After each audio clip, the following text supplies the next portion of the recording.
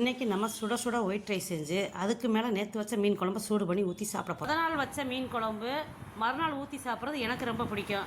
பொதுவாகவே மீன் குழம்பு அப்படின்னாலே பழசாக தான் சாப்பிட்றதுக்கு ரொம்ப டேஸ்ட்டாக சூப்பராக இருக்கும். இந்த மீன் குழம்பு நம்ம விறகடுப்பில் பற்ற வச்சு மண் சட்டியில் தான் மீன் குழம்பு செஞ்சோம். இந்த மீன் குழம்பு சாப்பிட்றதுக்கு ரொம்ப ரொம்ப டேஸ்ட்டாக சூப்பராக இருக்குது. இப்போ வாங்க வீடியோக்குள்ளே போய் இந்த மீன் குழம்பு எப்படி செய்யறதுன்னு பார்க்கலாம். நல்ல ருசியான மீன் குழம்பு செய்கிறதுக்கு அடிக்கணமான பாத்திரத்தை அடுப்பில் வச்சுக்கிடலாம்.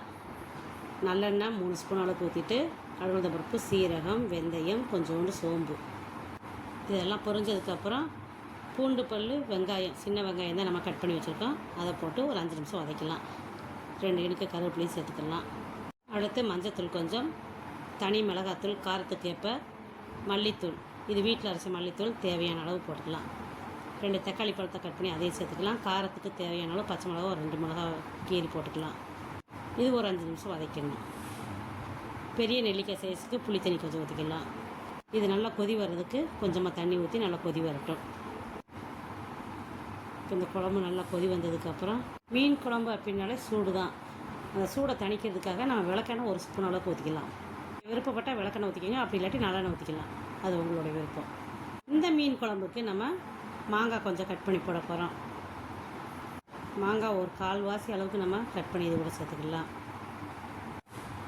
அதுக்கடுத்து நம்ம மீன் நான் ஏற்கனவே கழுவி சுத்தம் பண்ணி மஞ்சத்தூள், மிளகாத்தூள், உப்பு கொஞ்சம் போட்டு ஊற வச்சுருந்தேன். அந்த மீனை இது கூட சேர்த்துக்கலாம். மீன் போட்டதுக்கப்புறம் ஒரு 3 நிமிஷம் 4 நிமிஷம் நல்லா வேக வச்சுக்கலாம். இந்த மீன் குழம்புக்கு உப்போட அளவு, காரத்தோட அளவுலாம் உங்களுடைய விருப்பத்துக்கு தகுந்த மாதிரி நீங்கள் போட்டுக்கலாம். மீன் குழம்புக்கு தேவையான அளவு கல் உப்பு கொஞ்சம் சேர்த்துக்கலாம். அவ்வளோதான் ஃப்ரெண்ட்ஸ். மீன் குழம்பு ரெடி ஆனதுக்கப்புறம் லாஸ்ட்டாக நம்ம கொத்தமல்லி ஊற்றி விட்டுக்கலாம்.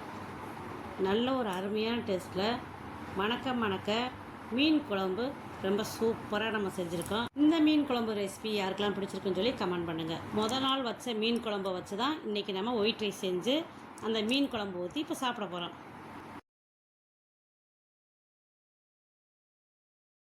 சுட சுட ஒயிட் ரைஸ்க்கு மேலே நேற்று வச்ச மீன் குழம்பு நல்லா சூடு பண்ணி அந்த மீன் பீஸோடு இப்போ நம்ம குழம்பு ஊற்றி சாப்பிட போகிறோம்.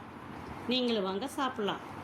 இந்த வீடியோ பிடிச்சிருந்தா லைக் பண்ணுங்கள், ஷேர் பண்ணுங்கள். இது வரைக்கும் நம்ம ரூபி ஸ்வீட் சமையல் யூடியூப் சேனலுக்கு சப்ஸ்கிரைப் பண்ணாமல் தான் சப்ஸ்கிரைப் பண்ணிக்கோங்க.